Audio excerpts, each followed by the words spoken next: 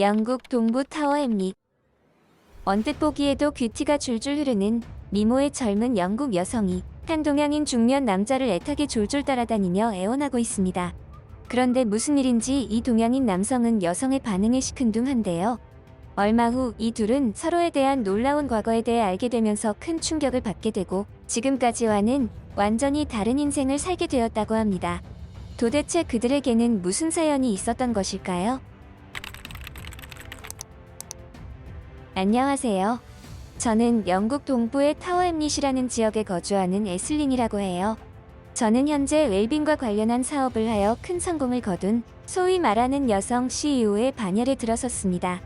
제 고향인 영국 타워 햄릿이라는 곳은 아시는 분들은 다 아시겠지만 영국 내에서도 지역 소득 수준과 고용 상황이 좋지 않아서 가장 가난한 지역으로 악명이 높은데요. 이곳에서 나고 자란 저였기에 지금의 큰 성공은 더욱 의미가 크게 다가왔습니다. 저는 어릴 적 아버지와 이혼하신 어머니와 둘이서 어렵게 자랐습니다. 제가 10세 미만인 시절부터 작은 월세집에서 방 한 칸만 얻어서 생활하던 때가 있었습니다. 어머니는 그 집에서 거의 하녀와 비슷한 생활을 하는 대가로 방을 사용했고요. 그 당시에 어린 딸을 둔 경력 없는 여성이 일자리를 구한다는 것 자체가 몹시 어려운 시절이었습니다. 그렇기에 갖은 모욕을 당하면서도 그곳에서 빌부터 살 수밖에 없었죠. 그마저도 어머니와 저에게는 큰 울타리가 되어주었으니까요. 그런데 그 울타리마저도 우리를 외면하는 상황이 발생했습니다. 제가 13살이 되던 어느 날이었습니다. 너무나 갑작스럽게 집주인이 어머니와 저에게 방을 빼달라는 말을 했습니다. 거의 쫓겨나다시피 했죠. 이유는 아주 간단명료했습니다. 우리가 살던 방에 제값을 주고 살겠다는 세입자가 나타났다는 이유였어요. 어찌 보면 우리도 공짜로 세를 얻어 살고 있던 게 아니었기에 부당한 대우를 받은 거였지만 우리가 할 수 있는 일은 없었습니다. 애초에 계약서를 작성하고 정식으로 방을 계약한 게 아니었거든요. 결국 어머니와 저는 쫓겨나다시피 하여 바리바리 짐을 싸들고 거리로 나왔습니다. 이때는 정말이지 인생이 막막했습니다. 당장의 끼니를 걱정하고 잠잘 곳을 걱정해야 했죠. 불행 중 그나마 다행이었던 것은 겨울이 아니라는 점이었어요. 만약 겨울이었다면 우리 가족은 얼마 못 가 얼어 죽고 말았을 겁니다. 이때부터 저는 먹는 것에 집착을 했던 것 같아요. 제가 말하는 먹는 것에 집착한다는 것은 식탐을 말하는 게 아니에요. 살기 위해 먹었고 먹을 것이 없었기에 먹는 것에 대한 생각들을 많이 했던 것 같아요. 그래서 길거리에서 노숙하며 나중에 어른이 되면 식당을 차리거나 먹는 것과 관련된 일을 꼭 하고 싶다고 생각했죠. 사람은 적응의 동물이라고 했나요? 월세방에서 방 하나만 겨우 얻어서 생활하던 시절도 나름대로 최악이었다고는 하지만 노숙 생활에 비할 바는 아니었습니다. 그런데도 어머니와 저는 노숙 생활에 적응해야만 했고 또 적응을 해내고 있었습니다. 동냥을 하고 구걸하며 남이 먹던 음식을 얻어먹고 있는 저의 모습이 바로 그 증거였죠. 그럴 때마다 어머니는 저에게 미안하다고 하시며 눈시울을 붉히셨습니다. 하지만 저는 아랑곳하지 않고 내가 어른이 되면 호강시켜주겠다는 허황된 꿈같은 이야기만 해댔죠. 노숙 생활에 어느 정도 익숙해져 가고 있을 때였습니다. 아니, 익숙해져 간다고 착각했다고 표현하는 게 더 어울릴 것 같네요. 어머니는 일자리를 구하러 다녀보았지만 쉽지는 않았습니다. 어쩌다가 하루짜리 파트타임 일자리를 구하더라도 행색을 보고 잘리는 경우도 허다했고 일을 하더라도 제대로 된 노동의 대가를 지불받는 일이 드물었으니까요. 그렇기에 저는 당분간 타인이 먹다 남은 음식들을 구해야 했죠. 그러다가 상황이 좋지 않을 때는 쓰레기통을 뒤지는 날도 있었습니다. 그런 생활을 며칠 하다 보니 결국 그 사달이 나고 말았습니다. 쓰레기통에 처박혀 있는 버린 음식을 먹었다가 심각한 식중독 증상에 시달렸고 병원에도 갈 수 없었던 저는 그대로 죽을 위기에 처했죠. 만약 그 사람을 만나지 않았더라면 저는 분명히 그때 죽었을 겁니다.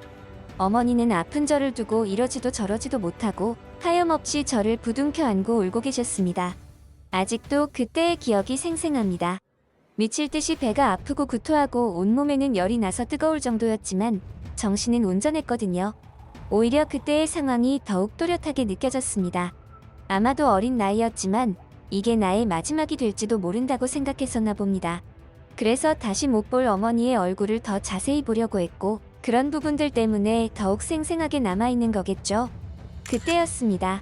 그 어린 나이에 이제 곧 죽겠구나 하는 생각까지 하던 때에 웬 동양인 남자 한 명이 저와 어머니에게 다가왔습니다. 혹시 아이가 어디 아픈 건가요? 저는 이 근처에서 보호소를 운영 중인 사람입니다. 우리 보호소에 비상구급 약들이랑 의료진이 있으니 괜찮으시면 그쪽으로 저와 함께 가시죠. 어머니와 대화를 나누던 동양인 남자는 저를 보며 환하게 웃으며 말했습니다. 꼬마야. 아저씨가 우리 꼬마 숙녀분 아프지 않게 호호해줄게요. 몇 마디 되지 않는 대화가 이어졌지만 저는 그 당시에 그 동양인 남자가 했던 단어 한마디 한마디를 모두 기억하고 있습니다. 그만큼 저에게는 각별했던 기억이니까요. 마치 하늘에서 내려온 신이 저와 어머니에게 손을 내미는 듯한 느낌마저 들었어요. 그렇게 어머니와 저는 노숙 생활에서 벗어나서 최소한의 인간다움을 누릴 수 있었습니다. 그 이후로 동양인 남자를 따라 무료 보호소에 도착했고 정상적인 사회생활이 가능해질 때까지 머무르고 생활할 수 있는 거처까지 마련했죠. 어머니는 다시 한번 희망을 가지고 허드렛 일이었지만 일자리를 구해 새 인생을 살기 위해 노력했습니다. 그리고 저는 이곳에서 저와 비슷한 처지의 또래들과 공부하며 지낼 수 있었습니다. 그리고 언젠가는 나도 가난한 생활을 벗어나서 이런 보호소를 만들겠다는 목표도 세웠습니다. 그렇게 시간이 흘러 제가 18살이 되던 해 제 인생의 새로운 도전을 위해 보호소로부터 독립해서 나갔습니다. 그리고 불과 6년 만에 웰빙 사업으로 큰 성공을 거두게 되었죠. 어린 시절 음식에 대한 트라우마를 사업에 대한 열정으로 바꾸다 보니 미친 듯이 일을 할 수 있었습니다. 그리고 그 미친 듯한 열정은 곧 성과로 나타났습니다. 큰 성공을 거두고 제일 먼저 떠오른 사람은 바로 보호소를 운영하는 한국인 남자였습니다. 이 모든 것이 그분의 덕이라고 생각했으니까요. 그래서 보호소에 여러 가지 물품들과 음식들을 기부하기로 결심했고 이리저리 알아보던 중 충격적인 소식을 듣게 되었죠. 제 인생의 은인이자 보금자리가 되어준 그 보호소는 현재 폐쇄가 되고 사라졌다는 소식이었습니다. 제가 18살이 되면서 독립하고 2년 후에 폐쇄되었다고 했습니다. 언제고 내가 성공하게 되면 반드시 그 한국인 보호소 사장님에게 은혜를 갚고자 몇 번이고 다짐했었는데 이제는 그럴 수가 없었습니다.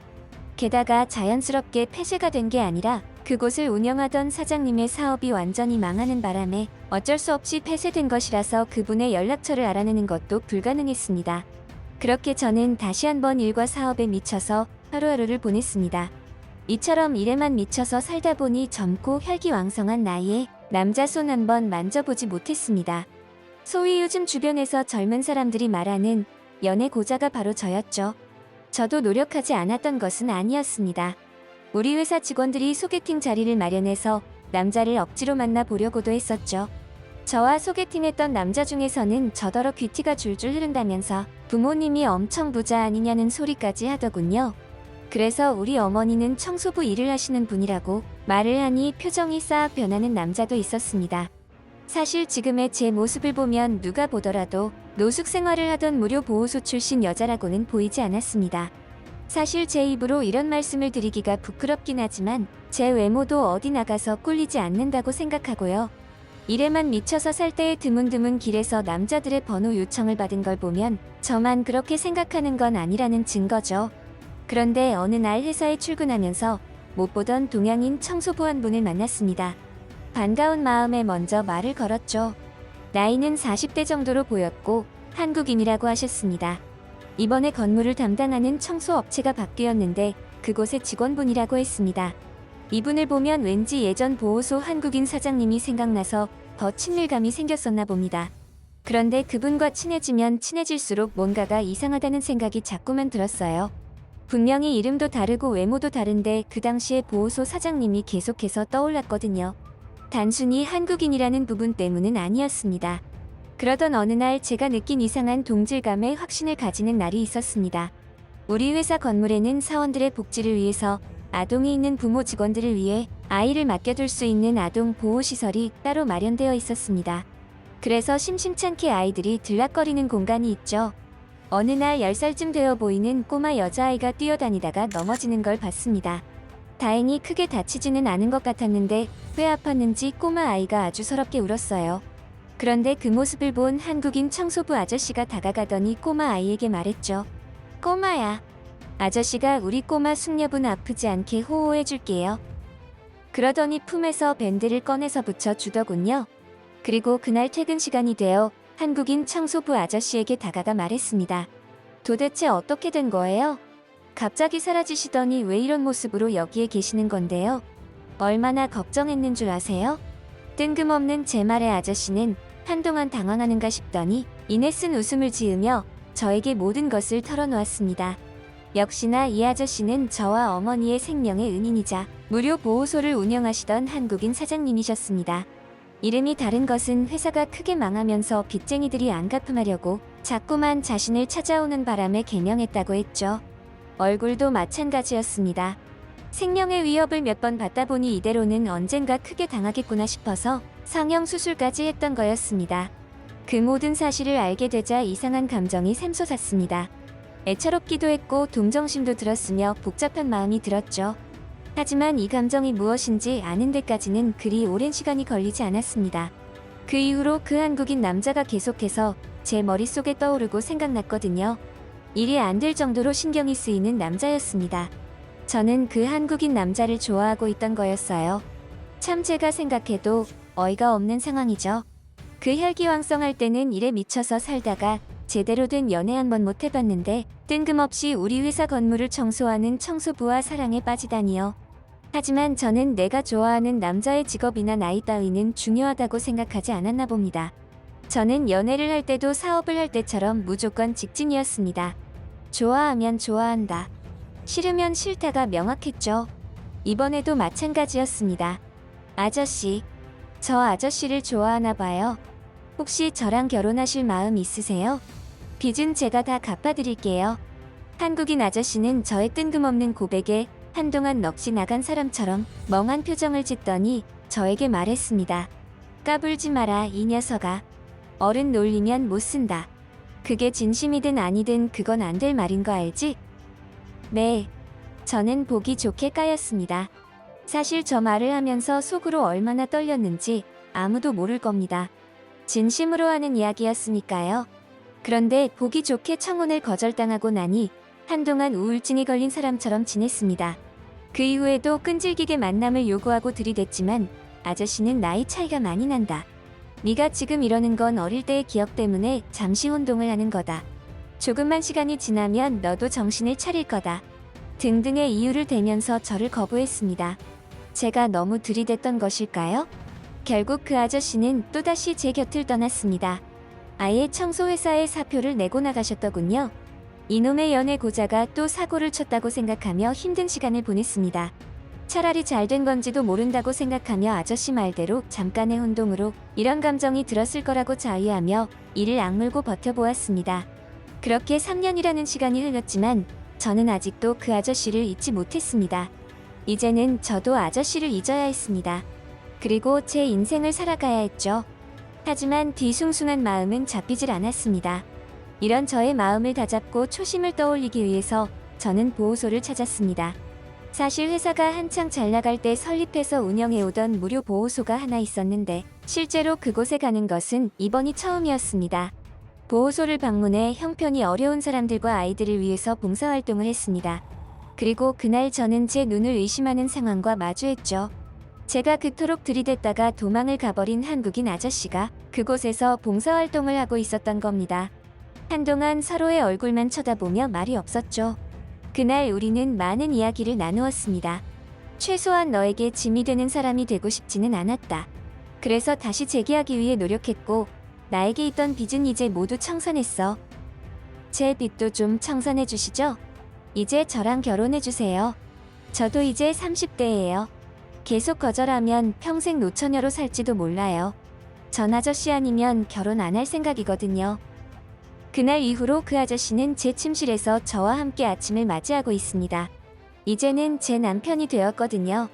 요즘에는 결혼을 기피하는 사람들도 많다고 하지만 가만 생각해보면 대부분의 사람에게는 인연이 따로 있나 봐요. 저처럼 말이죠. 지금까지 한국의 특별하고 감동적인 소식을 전하는 월드맵튜브였습니다. 기가 막힌 인연의 끈으로 결국 한국 남자와 결혼까지 골인했다는 영국인 애슬링 씨의 사연 어떠셨나요? 여러분들은 어떻게 생각하시는지 의견을 남겨주세요. 구독과 좋아요는 영상을 제작하는 데 큰 힘이 됩니다. 끝까지 시청해주셔서 감사합니다.